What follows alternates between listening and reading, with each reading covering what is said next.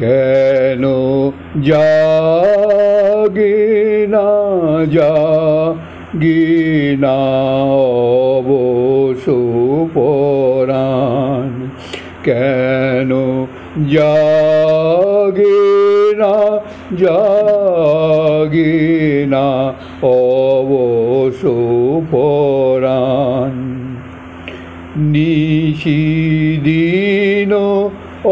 অচেতন ধূলি শয়ান,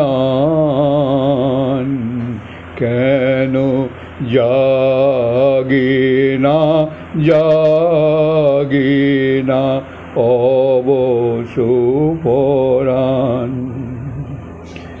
জাগিছে তারা নিশিদিন আকাশে, জাগিছে তারা নিশিদিন আকাশে, জাগিছে শত অনিমেষ নয়ন,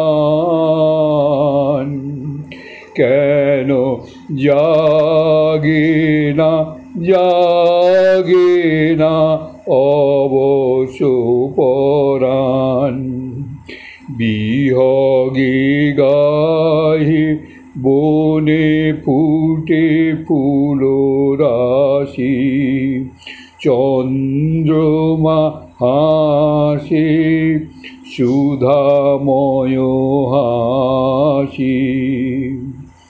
তব মাধুরী কেন জাগে না প্রাণে, তব মাধুরী কেন জাগে না প্রাণে, কেন হেরি না তব প্রেম বয়ান, কেন জাগে না জাগে না অবশ পরাণ।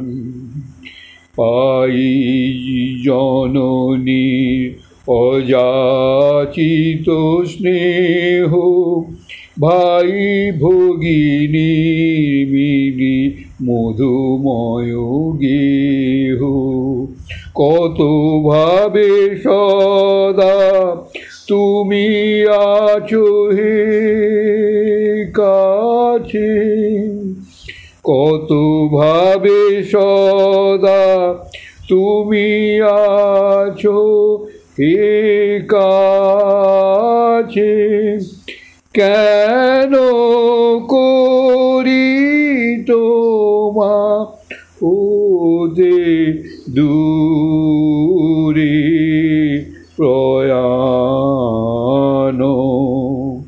কেন করি তোমা হতে দূরে প্রয়াণ, কেন জাগে না জাগে না অবশ পরাণ। নিশিদিন চেতন ধূলি শয়ান, কেন জাগে না জাগে না অবশ পরাণ। আজকে স্বামীজির আর একজন শিষ্যা, তার নাম হচ্ছে ক্রিস্টিনা আলবাস, এনার অনুদ্ধার পড়ব। আমি স্বামী বিবেকানন্দকে প্রথম দর্শন করি ক্যালিফোর্নিয়ার স্যান ফ্রান্সিসকো শহরে। তিনি একটি বক্তৃতা দিতে এসেছিলেন 1900 খ্রিস্টাব্দের কথা। বক্তৃতা আরম্ভে মিনিট 20 আগে উপস্থিত হয়ে স্বামীজি তার কয়েকজন বন্ধুর সঙ্গে কথা বলতে থাকেন। স্বামীজির থেকে কিছু দূরে বসে আমিও গভীর আগ্রহের সঙ্গে তাদের দেখছিলাম। গভীর আগ্রহের সঙ্গে, কারণ তখনই আমি অনুভব করছিলাম তাঁর আমাকে কিছু দেবার আছে। স্বামীজি তার বন্ধুবান্ধবের সঙ্গে সাধারণ কথাবার্তায় বলছিলেন, কিন্তু ওরই মধ্যে অনুভব করলাম স্বামীজির ভিতর থেকে একটা অদ্ভুত শক্তি বেরিয়ে আসছে। স্বামীজির শরীর তখন বিশেষ ভালো ছিল না। যখন মঞ্চে যাওয়ার জন্য উঠে দাঁড়ালেন তখন মনে হলো তাঁর কষ্ট হচ্ছে। শরীরটাকে যেন কোনো মতে টেনে টেনে নিয়ে গেলেন। এও লক্ষ্য করলাম তার চোখের পাতা ফোলা এবং চেহারার মধ্যে কেমন যেন একটা যন্ত্রণার ছাপ রয়েছে। ভাষণ শুরু করার আগে খানিকক্ষণ তিনি চুপচাপ দাঁড়িয়ে থাকলেন। তারপরেই তার মধ্যে একটা পরিবর্তন লক্ষ্য করলাম। মুখখানি জ্যোতির্ময় হয়ে উঠল, মনে হলো যেন তার চেহারাই একেবারে অন্যরকম হয়ে গেছে।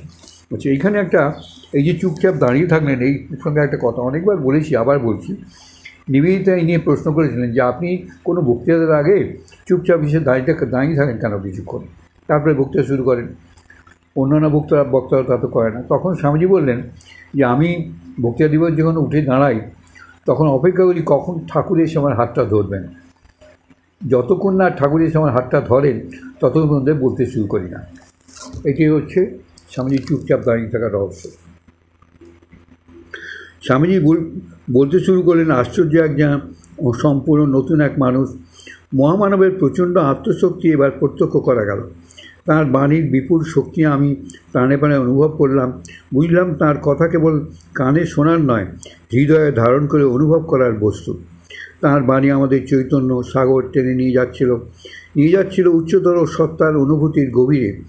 বক্তৃতা শেষে সেই সূক্ষ্ম অনুভূতির রাজ্য থেকে ফিরে আসতে খুবই কষ্ট হচ্ছিল। আর তাঁর চোখ দুটি, আহা কি অবিশ্বাস্য সুন্দর, যেন দুটি উল্কা নিরন্তর আলোক বর্ষণ করে চলেছে। 30 বছরেরও বেশি সময় অতিক্রান্ত, কিন্তু আজও সেই দিনের স্মৃতি আমার মনে চিরনবীন এবং তা চিরকালই অম্লান থাকবে। এই মাটির পৃথিবীতে তিনি কটা বছরই বা ছিলেন? দীর্ঘাও তিনি ছিলেন না, কিন্তু যে জীবন তিনি যাপন করে গেছেন তার মূল্য যদি খতিয়ে দেখি তাহলে দিন মাস বছরের হিসাব সব অর্থহীন হয়ে যায়। 1983 খ্রিস্টাব্দে শিকাগো মহানগরে অনুষ্ঠিত ধর্মসভায় যখন তিনি উপস্থিত হন তখন তিনি অজ্ঞাত, উপেক্ষিত, কিন্তু সভাগৃহ থেকে যখন বেরিয়ে এলেন তখন তিনি সকলের আদরণীয় মহানায়ক। ধর্মসভায় তিনি যা বলেছিলেন তাই যথেষ্ট। তার বিরাট হৃদয়ের অতলান্ত গভীরতা থেকে সমুদ্রিত বাণীমন্ত্রের রচনা সেদিন সমগ্র বিশ্ব অনুভব করেছিল। বাস্তবিক মাত্র একটি ব্যক্তি পৃথিবীর অর্ধেক মানুষের চিন্তার স্রোতকে সম্পূর্ণ অন্য খাতে বইয়ে দিলেন। অবদান যদি বলতে হয়, এই হলো স্বামী বিবেকানন্দের অবদান।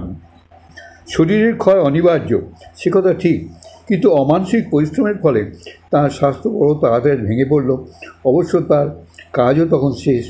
স্থূল শরীরে তিনি প্রায় 40 বছর ছিলেন, 38 বছর, 38+। তিনি গুরুত্বের বিচারে এই 40 বছর বহু শতাব্দীকে ছাড়িয়ে গিয়েছেন।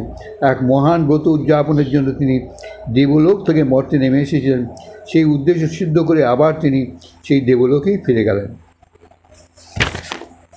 আচ্ছা, এইখানেই শেষ করতে হবে, কেন উনি এখানেই শেষ করে দিয়েছেন। আচ্ছা, এবারে উনি একটা কোনো কবিতা টবিতা লিখেছেন, দেখি কী লিখেছেন। হে মহাত্মা, তোমার গৌরব রবে চির অম্লান। উনি ইংরেজি দিলেন, সেটা অনুবাদ করেছে আর কি। হে মহাত্মা, তোমার গৌরব রবে চির অম্লান। মোদের অনুভব শুধু দূর হতে ছুঁয়েছে তোমায় সুখ তারার অস্ফুট বাণী। সমুদ্র কল্লোল অকুলের কুল ছানি করেছিল না দান। শুনেছি তোমার কণ্ঠে জলদ ঝঙ্কার, তবু তাতে মধুক্ষরার স্বাদ প্রবাহিত। অরণ্য নির্ঝরের সুচারু সঙ্গীত, যেন সাগর গুহায় ক্ষুব্ধ উর্মিটঙ্কার। তোমার সগর্জ বাণী নিত্য নিনাদিত। পাষাণ বিহঙ্গের গায়ক বিহঙ্গের স্বর, অন্যলোক বজ্রের তেজ যেন তাহাতে চিহ্নিত, তাহাতে মিলিত। সে গভীর প্রেমের শক্তি তবুও অনুভবে এখনও খেলা করে। শান্ত কাছে এসে সাহস জুগিয়ে যায় নিবিড় তামসে। ঊর্ধ্বলোকের অমৃত আশিস সকলেরই হবে।